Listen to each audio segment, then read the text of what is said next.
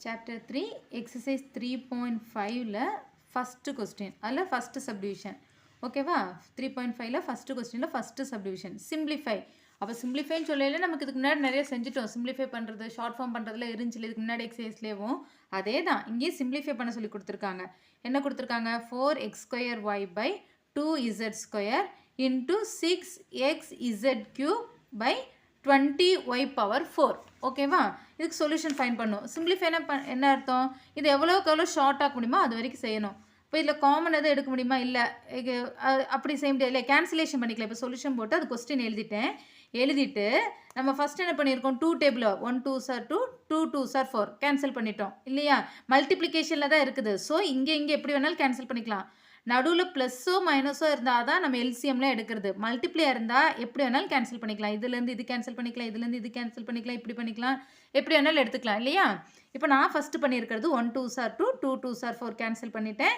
அடுத்து நம்பர்ஸ் இங்கே இருக்கிறது இது 20யும் 6 இருக்குது 2 டேபிளில் 3 2s are 6 10 2s are 20ன்னு எடுத்துட்டேன் நெக்ஸ்ட் இங்கே 2 இருந்துச்சா இங்கே 10 வந்திருக்குது 1 2s are 2 5 2s are 10 numbers எல்லாம் கேன்சல் ஆயிடுச்சு அடுத்து வேரியபிள்ஸ் பார்த்தோம்னா இங்கே z² இங்கே z³ இருக்கு அப்படின்னா என்ன மீனிங் z² நமக்கு என்ன அர்த்தம் z² அதுக்குள்ள மீனிங் z இன்ட்டு z இதே z³ அதுக்குள்ள மீனிங் z இன்ட்டு z அப்படின்னா என்ன மீனிங் இதில் 2z இருக்கும் க்யூபில் 3z இருக்குமோ அதில் 2z கேன்சல் பண்ணிட்டா ஒரு z இருக்கும் அதான் நம்ம டேரெக்டாகவே இங்கே பண்ணிக்கலாம் அப்போ இங்கே இருக்கிறது z² இங்கே இருக்கிறது z³ அப்போ இங்கே z² இருக்கா இதில் 2zம் இதில் 3z இருக்கும் அதில் 2z கேன்சல் ஆகிடும் பேலன்ஸ் ஒரு z மட்டும் இருக்கும் அதான் இங்கே பண்ணியிருக்கிறது ஓகேவா வேரியபிள் z கேன்சல் பண்ணிட்டோம் அடுத்து y பார்த்தோம்னா இங்கே ஒரே ஒரு y தான் இருக்குது இங்கே y பவர் 4 இருக்குது அப்போ என்ன ஆகிடும் 4y இருக்குமா y into y into y into ஒய்னு 4y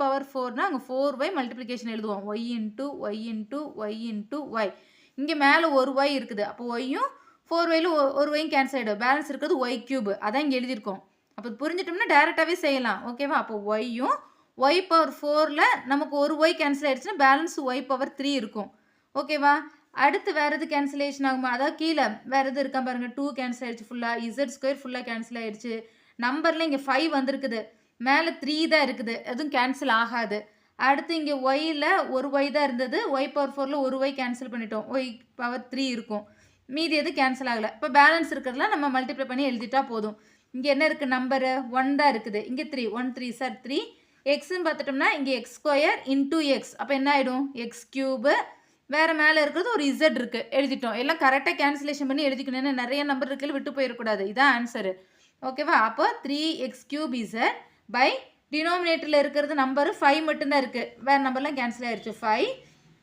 5y³ 5y³ அப்போ இதான் இதுக்குள்ளே சிம்பிளிஃபை ஃபார்ம் இது கொடுத்துருக்காங்களா கொஸ்டின் இந்த கொஸ்டினுக்கு சிம்பிளிஃபை ஃபார்ம் பண்ணி கிடைக்கிறது இதான் 3x³ z by 5y³ ஓகேவா சிம்பிள் தான் இது கரெக்டாக கேன்சலேஷன் பண்ணி கரெக்டாக எடுத்து எழுதிட்டோம்னா போதும் ஓகே இனி செகண்ட் சப்டிவிஷன் என்ன கொடுத்துருக்காங்க p² minus 10p plus 21 divided by p minus 7 into இங்கே நடுவில் இன்ட்டு இருக்குது ஓகேவா இன்ட்டு அடுத்து இதே மாதிரி தான் கொடுத்துருக்காங்க நான் இங்கே ஃபஸ்ட்டு கொஸ்டின் எழுதியில் இது மிஸ் ஆகி போச்சு அதனால ரெண்டு சேர்ந்த மாதிரி இருக்குது அப்படி இல்லை இது ஒரு டேர்ம் ஆகும் நடுவில் இங்கே போட்டிருந்தோம் பார்த்தீங்களா ஃபஸ்ட்டு கொஸ்டின் இப்படி தானே இருந்தது இது ஒரு இது எழுதிட்டு இன்ட்டு போட்டு இப்படி எழுதிருக்காங்களா அதே மாதிரி தான் இது கொஸ்டின் புக்கில் கிளியராக பார்த்துக்காங்க இது எழுதிட்டு நடுவில் தான் இன்ட்டு அடுத்து ஒரு டேர்ம் கொடுத்துருக்காங்க p² plus p minus 12 divided by p minus 3 whole square இப்படி இருக்குது ஓகேவா ஃபஸ்ட்டு இதை நம்ம ஃபஸ்ட் இப்படி இருந்தாலும் இதை எப்படி சிம்பிளிஃபை பண்ணுறதுக்கு ஃபஸ்ட்டு என்ன பண்ணும் இங்கே இருக்குது குவாட்ரேட்டிக் ஈக்குவேஷனாக இருக்குது குவாட்ரேட்டிக் ஈக்குவேஷனால என்ன பண்ணும் ஃபேக்டரைஸ் பண்ணணும் ஃபேக்டரைஸ் எப்படி பண்ணுவோம்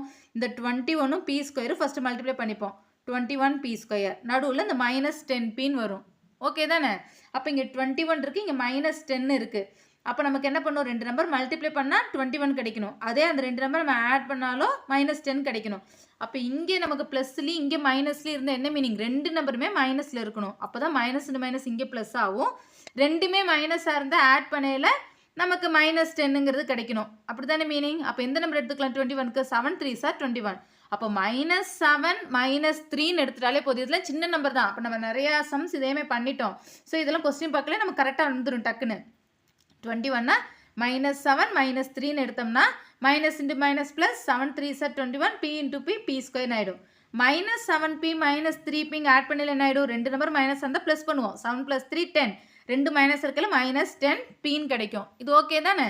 அப்போ மைனஸ் 7pயும் மைனஸ் 3pயும் தான் எடுப்போம். எடுத்ததுக்கப்புறம் என்ன பண்ணும், இதில் ஃபஸ்ட்டு நம்பர் என்னவோ அதால் டிவைட் பண்ணும். ஃபஸ்ட் நம்பர் என்னது, p². இப்போ divided by p² divided by p². ஓகேவா? அடுத்து என்ன ஆகிடும், pயும் p² ஒரு p கேன்சல் ஆகிடும், pயும் p² ஒரு p கேன்சல் ஆகிடும். பேலன்ஸ் எழுதியில் எப்படி எழுதுவோம், கீழேருந்து எழுதணும் இல்லையா? சரி, இது இருக்கட்டும், இது வரைக்கும் செஞ்சுட்டோம். ஓகேவா? அடுத்து இன்னொரு ஃபேக்டரிஸ் அதே மாதிரி இருக்குது இல்லையா? ஏன்னா எல்லாம் சிம்பிளிஃபை பண்ணும்ல. ஃபஸ்ட்டு மேலே இருக்க ஃபேக்டரிஸ் சிம்பிளிஃபை பண்ணி இங்கே வச்சுட்டோம், இருக்கட்டும். அடுத்து இங்கிட்ட இருக்கிற ஃபேக்டரிஸ் இருக்க சரி பண்ணதோடு எழுதிடலாமா? என்ன வரும் இந்த சைடு? அப்போது p - 7 into p - 3 divided by இங்கே இருக்கிற அந்த p - 7. ஃபஸ்ட்டு இது கம்ப்ளீட் பண்ணிட்டோம் மீன்ஸ் ஃபேக்டரைஸ் பண்ணி எழுதி வச்சுருக்கோம். இனி தான் சிம்பிளிஃபை பண்ணணும். ஓகேவா? நடுவில் இருக்கிற இந்த இன்ட்டு. அடுத்து இங்கே பார்த்தோம்னா இது ஒரு குவாட்ரேட்டிக் ஈக்குவேஷனில் தான் இருக்குது. p² + p - 12. இப்போ இது நம்ம ஃபேக்டரைஸ் பண்ணணும். இதுக்கு முன்னாடி எக்ஸசைஸில் இதே தானே பண்ணிகிட்ருக்கோம். 3.2லேருந்து இது மாதிரி பண்ணுறோன்னு நினைக்கிறேன். 3.2ஓ 3ஓ அதுலேருந்தே ஸ்டார்ட் பண்ணிவிட்டு இது மாதிரி பண்ணேன் இல்லையா? அப்போ இது என்ன பண்ணுவோம், ஃபேக்டரைஸ் தான் பண்ணும். ஃபேக்டரைஸ் பண்ண என்ன பண்ணுவோம், ஃபஸ்ட்டு லாஸ்ட் டைமும் மல்டிப்ளை பண்ணுவோம். p² - 12 என்னது, -12p² இல்லையா? -12p². சென்டரில் என்ன ஆகிடும், அந்த ப்ளஸ் பின்னு எழுதுவோம். அப்போ இங்கே மைனஸ் வந்திருக்கு, இதில் ப்ளஸ் வந்திருக்கு. அப்படின்னா என்ன மீனிங், மைனஸ் மல்டிப்ளிகேஷனில் மைனஸ் வந்தாலே ஏதோ ஒரு நம்பருக்கு தான் மைனஸ் போட போகிறேன்னு அர்த்தம். அப்போ கண்டிப்பாக ஒரு நம்பருக்கு மைனஸாக இருந்தால் உள்ளே இருக்கிறது மைனஸ் தான் பண்ணணும். அது இங்கே ப்ளஸில் வரனால பிக்கஸ்ட் நம்பருக்கு வந்து ப்ளஸில் இருக்கணும், ஸ்மாலஸ்ட் நம்பர் தான் மைனஸில் வரணும். அந்த ஐடியா நம்ம இங்கே கொஸ்டினை பார்க்கலே புரிஞ்சுக்கணும். ஓகேவா? அப்போ 12 எந்த நம்பர்லாம் மல்டிப்ளை பண்ணால் 12 கிடைக்கும். 6 2s 12 தான், 4 3s 12 தான். ஆனால் 6 2s 12னா அது மைனஸ் பண்ணாலும் 4 ஆகிடும். இங்கே வெறும் 1 தான் வருது. அப்போ எந்த நம்பர் தான் எடுக்க முடியும், 4 3s தான் 12. இப்போ மைனஸ் என் எங்கே கொடுக்கணும், ஸ்மாலஸ்ட் நம்பருக்கு தான் கொடுக்கணும். ஏன்னா இது ப்ளஸில் வந்திருக்குது. அப்போ ஸ்மாலஸ்ட் நம்பருக்கு தான் மைனஸ் கொடுக்கணும். அப்போ 4 இன்ட்டு -3 போது plus into minus minus 4 3s 12 p into p² அடுத்து 4p - 3pன்னு என்னது, மைனஸ் பண்ணும். 4லேருந்து 3 மைனஸ் பண்ணிட்டா 1p, அது pன்னு எழுதியிருக்கோம். ஓகே தானே? இப்போ 4pயும் -3pயும் கிடைக்கும். டிவைடட் பை ஃபஸ்ட்டு டேர்ம் என்னது, p² divided by p² divided by p². அப்போ நமக்கு pயும் p² ஒரு p கேன்சல் ஆகிடும், pயும் p² ஒரு p கேன்சல் ஆகிடும். பேலன்ஸ் இருக்கிறது என்னது, p + 4 இன்ட்டு p - 3. அப்போ இதோட ஃபேக்டர்ஸ் என்னது, p + 4 into p - 3 divided by p - 3 whole square. Okay தானே? அப்போ ஃபேக்டரைஸ் பண்ணிட்டோம், டினாமினேட்டர் நம்ம எழுதிட்டோம், இன்ட்டு இதை ஃபேக்டரைஸ் பண்ணிட்டோம், டினாமினேட்டர் நம்ம எழுதிட்டோம். இனி தான் கேன்சலேஷன். என்னது, p - 7 p - 7 இங்கே கேன்சல் பண்ணிட்டேன். இங்கே ஃபஸ்ட்டு இதில் கேன்சல் பண்ணி வச்சுருக்கேன். p - 7 p - 7 பேலன்ஸில் எழுதிட்டு இங்கே இடம் இல்லாதனால கச்சமச்சான் இருக்கிறனால இங்கே கீழே எழுதியிருக்கேன் எடுத்து. ஓகேவா? இப்போ p - 7 p - 7 கேன்சல் பண்ணிவிட்டு பேலன்ஸ் இருக்கிறத முதல்ல எழுதிக்கலாம். ஈக்குவல் டு மல்டிப்ளிகேஷன் தானே, எல்லாம் ஒன்றா எழுதினாலும் ஓகே தான். p - 3 into p + 4 into p - 3 divided by p - 3 whole square இருக்கு. அப்படின்னா என்ன மீனிங், p - 3 இன்ட்டு p - 3 தான். ஓகேவா? நமக்கு ஈஸியாக இருக்கட்டும், இப்படி எழுதிட்டேன். அடுத்து பாருங்கள், இங்கே இருக்கிற p - 3யும் இங்கே இருக்கிற p - 3யும் கேன்சல் ஆயிடுச்சு. பின்னையும் ஒரு p - 3 இருக்குது, அதுவும் இந்த p - 3யும் கேன்சல் ஆயிடுச்சு. பேலன்ஸ் இருக்கிறது என்னதான், p + 4 மட்டும்தான். அதாவது 2 p - 3 இங்கே மேலே இருக்குது. p - 3 into p - 3னா p - 3 whole square தான். அப்போ இது ஃபுல்லாக கேன்சல் ஆகிடும். பேலன்ஸ் இருக்கிறது p + 4. அப்போ இதோட சிம்பிளிஃபை பண்ணி கிடைக்கிற ஆன்சர் என்னது, p + 4. ஓகேவா? Then third subdivision, 5t³ by 4t - 8 into 6t - 12 divided by 10t. இப்போ இது காமனாக எடுக்க முடியுமா? ஃபஸ்ட்டு இது பாருங்கள், 5t³ அப்படியே எழுதிட்டோம், டிவைடட் பை 4t - 8ன்னு இருக்குது. இப்போ 4t - 8னா காமன். ஃபஸ்ட்டு நம்ம இதுக்கு முன்னாடி எக்ஸசைஸ்லேயே பார்த்துருக்கோம். நம்ம சிம்பிளிஃபை பண்ணணும் அப்படிங்கும்போதே கொடுத்துருக்கிறதுல ஃபேக்டரைஸ் பண்ண முடியுமான்னு பார்ப்போம். குவாட்ரேட்டிக் ஈக்குவேஷன் வந்து ஃபேக்டரைஸ் பண்ணுவோம். இல்லை நமக்கு a² - b² இல்லாட்டி a³ + b³ a³ - b³ அந்த ஐடென்டிட்டி இருந்தால் அதை யூஸ் பண்ணுவோம். அப்படி எதுவுமே இல்லைன்னா காமனாக எடுக்கிற மாதிரி இருந்தாலும் அதையும் எடுக்கணும் அப்படிங்கிறது முன்னே இருந்தே பார்த்துட்ருக்கோம். இப்போ இதில் 5t³ அது ஒரு நம்பர் தான், அப்படியே எழுதிக்கிறோம். 4t - 8ல் 4 காமனாக எடுக்க முடியும். ஸோ அதான் இங்கே 4 காமனாக எடுத்துட்டோம்னா பேலன்ஸ் என்ன இருக்கும், 4t 4 காமனாக எடுத்துட்டோம். இங்கே 1t தான், t - 4 தான் காமனாக எடுத்துட்டோமே. அப்போ 8க்கு எந்த மல்டிப்ளை பண்ண 8 கிடைக்கும், 2. அப்போ t - 2 இங்கே வரும். ஓகேவா? இன்ட்டு இங்கே 6t - 12ன்னு இருக்குது. அப்போ இதில் என்ன பண்ணிக்கலாம், 6 காமனாக எடுக்கலாம். ஏன்னா 6 and 12 ரெண்டும் ஒரே டேபிளில் வரும், 6 டேபிளில். அப்போ 6 காமனாக எடுத்துட்டோம். அப்போ பேலன்ஸ் எனக்கு காமனாக எடுக்கிறது இருக்கல ஹையஸ்ட் பவராக வரதை எடுத்துக்கலாம். ஓகே, அப்போ 6 காமன் எடுத்துட்டோம்னா பேலன்ஸ் இருக்கிறது இந்த t மைனஸ் 2. ஏன்னா நமக்கு 6 2 சார் தான் 12, இங்கே இருக்கிறது 12, அப்போ t மைனஸ் 2 தான் வரும், டிவைடட் பை 10t.